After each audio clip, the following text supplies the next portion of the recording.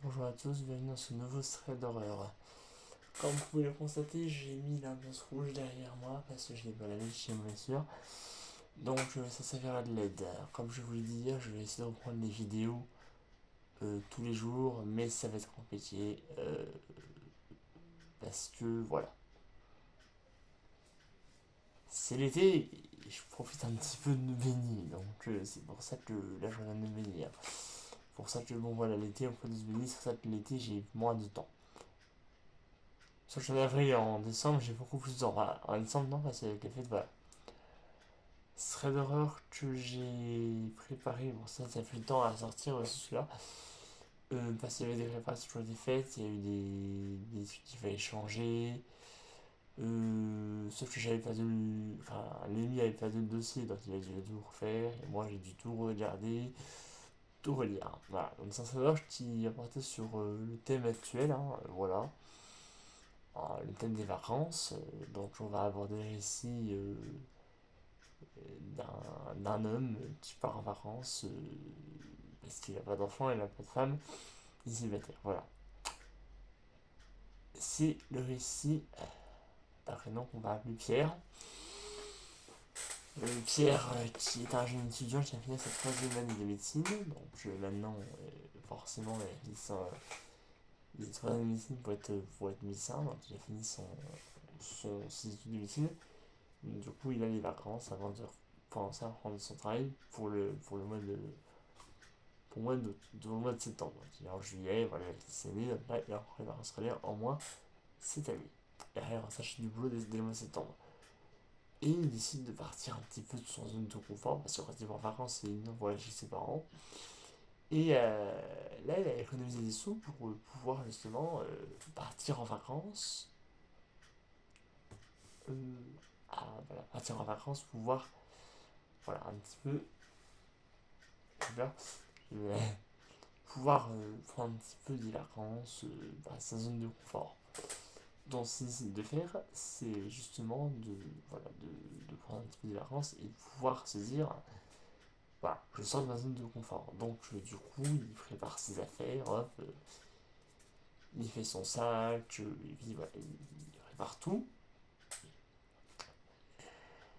Et ensuite, il se dit tiens, il manque quelque chose. Et ce qui manquait, c'était justement voilà, des petites choses pas ici là, pas grand chose quoi. Donc du coup, il fait ses affaires et tout. Et après, voilà, il ses affaires et tout. Et il remarque qu'il manque quelque chose d'important. Et c'est quoi qui manque?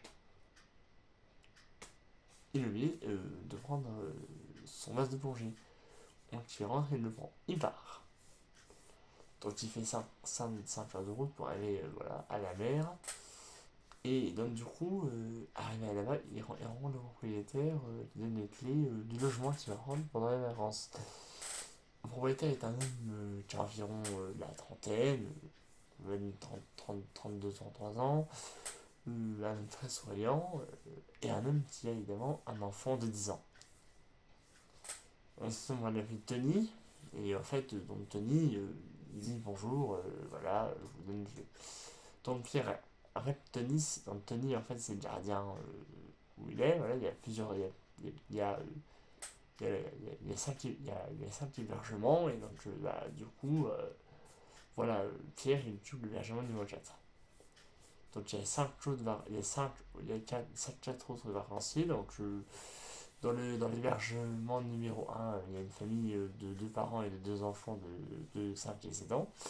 Dans l'hébergement numéro 2 il y a une vieille femme voilà, qui est en retraite. Dans l'hébergement numéro 3 il y a tout un groupe de jeunes voilà, jeunes adultes, hein, un peu de mon âge, 23 ans. Mais un groupe de jeunes voilà, qui n'ont pas de boulot, jeunes chômeurs. Et dans le dans cet hébergement, il y a une famille de couples avec des enfants de 10 11 et 12 ans. Non, j'ai voilà, c'est un jeune couple sans enfants. Et donc du coup, Tony, en fait, Tony, il a un hébergement pas loin, c'est une jardin.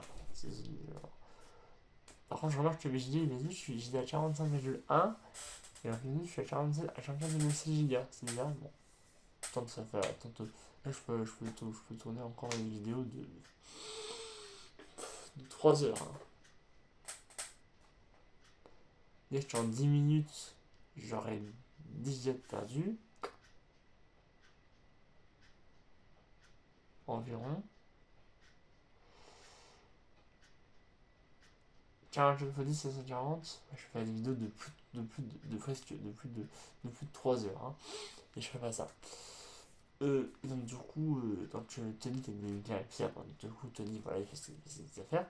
Tony qui est bien, et il dit à Pierre, par contre Pierre, excusez-moi, non, il mange un truc. Donc, du coup Tony se demande ce qu'il mange, il se demande ce qui se passe, et du coup il dit, eh ben j'ai oublié de vous dire qu'il ne faut surtout pas aller à l'hébergement qui se trouve au bout du camp.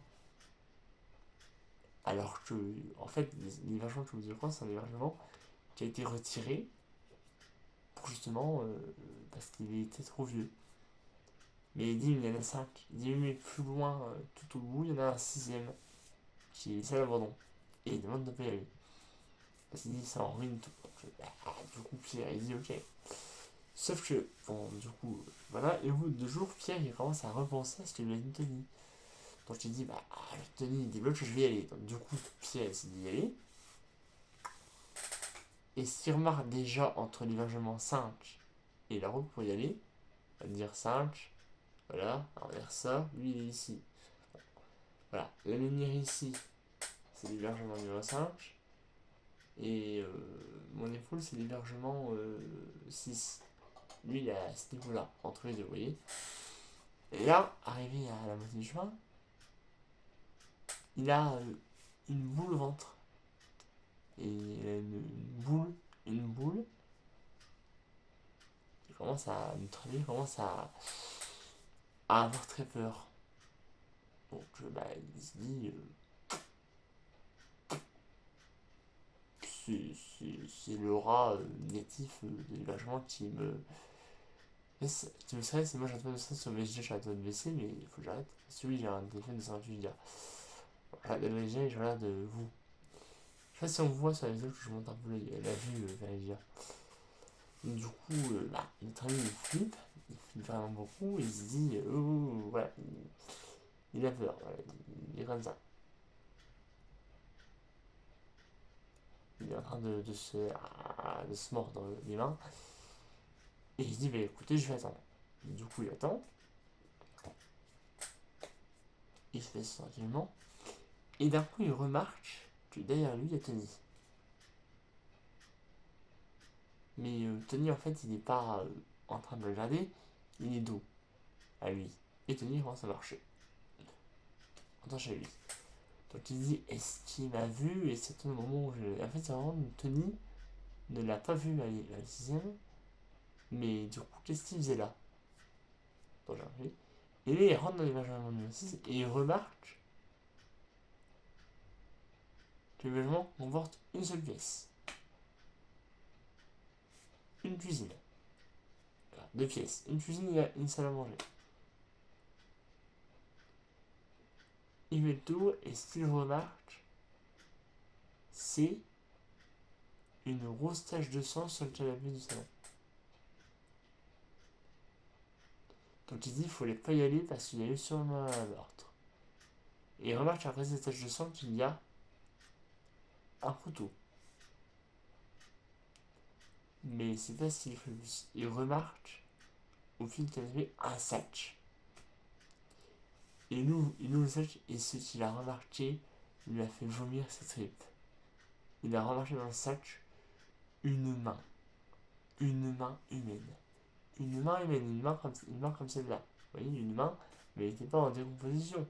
Elle était parfaitement intacte, cette main. Et remarque que la main n'est pas une main. La main, cette main, elle pointe quelque chose du doigt. Et il a l'impression que cette main, elle le pointe du doigt, comme ça. Vous voyez, je vous montre. Mais la main, elle le pointe du doigt. Parce que quand il suit les sur du doigt, il marque que cette main le pointe du doigt. Alors, du coup, Pierre, il se bat en courant, il rentre chez lui, il s'enferme chez lui et il appelle la police. La police arrive sur les lieux, il fouille la maison, mais il ne remarque rien. Il ne remarque qu'il n'y a pas de. Qu'il n'y a pas de sac, qu'il n'y a pas de traces de sang, qu'il n'y a pas de couteau. Parce qu'à la fin de l'histoire, vous allez voir, je ne vous l'ai pas dit, mais l'histoire elle part un petit peu dans tous les sens. Vous voyez? C'est la fin de l'histoire en fait, ça revient un peu au début. Le reste de l'histoire un peu. Enfin, la fin de l'histoire elle est comme une histoire classique, mais vous voyez, ça a vraiment sens. On parle d'un mec qui garde un truc, qui a un enfant et tout. Mais là, l'histoire elle commence déjà. Et tous les jours, qu'il sort de chez lui, il voit Tony soit dans sa gauche, toujours de dos. Alors, du coup, il dit ça va, Tony? Tony s'est retourné ce jour-là et il le regarde. Mais il n'a pas un air neutre ou souriant. Il le regarde avec un air énervé, très énervé. Et il pointe du doigt l'auberge au fond. Donc la fille rencontre chez lui, il dit ah, mais j'y suis allé, je voulais juste installer, j'ai vu que c'était rien et tout. Après, il le regarde et lui dit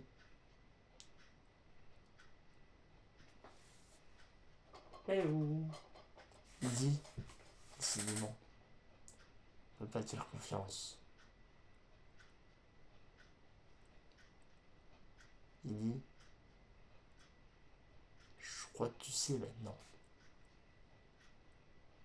Tu as dit qu'est-ce que je sais? Tu sais très bien ce que je veux dire. Essaye de trouver en fait ce qui se passe dans l'histoire. Il dit tu sais, bravo. Donc le vieil il comprend pas. Il dit bon, il est sûrement le dingue, Tony, du coup là. Et du coup, il décide d'aller dans le match quand même si tu dois savoir. Et cette fois-ci, s'il remarque, c'est deux traces de sang. Et il remarque la moitié d'un corps. Euh, de là à la fin, il remarque un corps.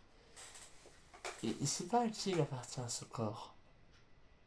Mais il marque qu'il y a deux corps, l'un à côté de l'autre. Du coup, il appelle la police arrive et évidemment il n'y a rien. La police elle commence à dire à Pierre écoutez monsieur, vous dérangez pour rien, arrêtez de nous appeler.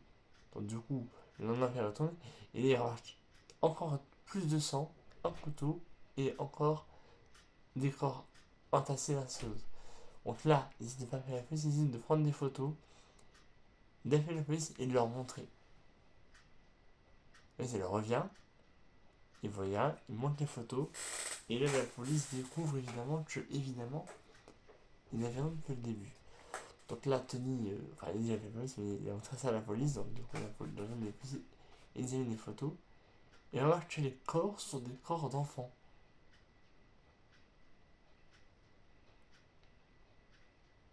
Et écoutez bien l'âge d'enfant, les corps d'enfants sont d'environ 10 ans. Regardez-vous le début de l'histoire. Les corps d'enfants ont d'environ 10 ans. Vous voyez ce qui se passe? Moi je sais. Si vous savez ce qui se passe quand j'ai des enfants de 10 ans qui sont morts, remettez l'histoire au début et vous allez comprendre ce qui se passe. Quand j'ai des enfants de 10 ans qui sont morts. Donc là, il explique à Tony que l'hébergement des corps d'enfants de 10 ans. Et là, Tony devient furieux et commence à le frapper et à le mettre au sol. Il dit arrête de dire ça! Tu m'énerves! Tu crois tout savoir, mais tu ne sais rien! Alors que il y a 2 minutes, alors que Chucho il a dit tu sais. Et Tony il se remet de dos et il dit d'accord, très bien, tu sais tout maintenant.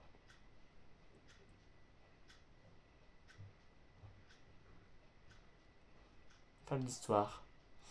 En fait, si vous voulez, Tony, en fait, après, Tony c'est le tueur. Voilà. En fait, chaque enfant de 10 ans que Tony il a avec lui, c'est la, c'est la victime en fait. En fait, Tony tue un enfant de 10 ans à chaque fois, et tous les corps qu'il y a, c'est en fait l'ancien auberge qu'il y a, c'est son spot où il tue les enfants en fait. Ça, en fait, il a dit Tony, tu sais tout maintenant, t'as trouvé, bravo, voilà. En fait, Pierre a découvert que Tony était le tueur. Et c'est pour ça que, donc, du coup, ben, il lui dit bravo, maintenant tu sais tout et tout ça. Voilà. Alors, l'histoire, j'ai du mal à l'écrire parce que, au départ, ça paraît un petit peu. Oui, d'ailleurs, je vous ramène dans une ambiance un peu plus. Un peu mieux.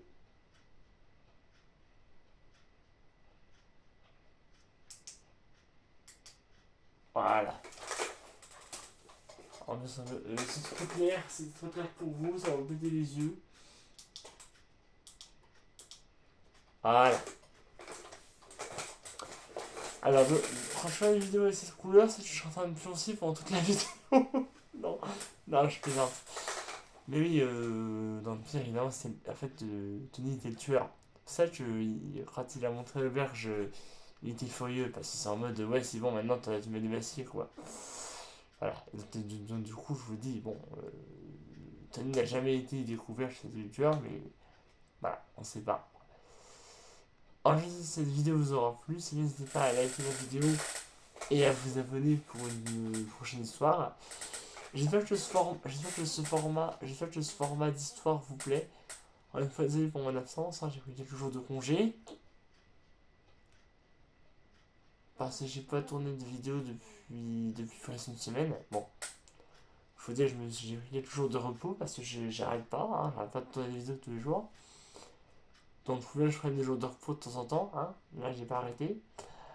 Donc, j'ai pris un peu des vacances. Hein. Je vous dis, hein, j'ai le droit aussi de prendre des vacances. Je suis en vacances professionnelles, mais je dis que je peux aussi prendre des vacances. Hein. Encore une fois, si cette vidéo vous a plu, n'hésitez pas à dire en commentaire si vous voulez des histoires un peu de format long comme ça. Parce que je préfère faire beaucoup des histoires d'horreur de format long. Il y aura encore évidemment des threads d'horreur où je ferai 3 ou 2 histoires d'horreur par vidéo. Mais des fois, j'aime bien aussi faire un concept de longue histoire d'horreur. N'hésitez pas à les liker, à les commenter, à les partager si ça vous plaît. Et si vous voulez qu'on se continue. Nous on se retrouve très bientôt pour une nouvelle vidéo. Logiquement demain. Mais sinon, ce sera lundi, ne vous inquiétez pas, je vous oublie pas. Jeudi, si je peux faire des vidéos, je vous enverrai avec un petit post. Bonne fin de journée et à la prochaine. Bye.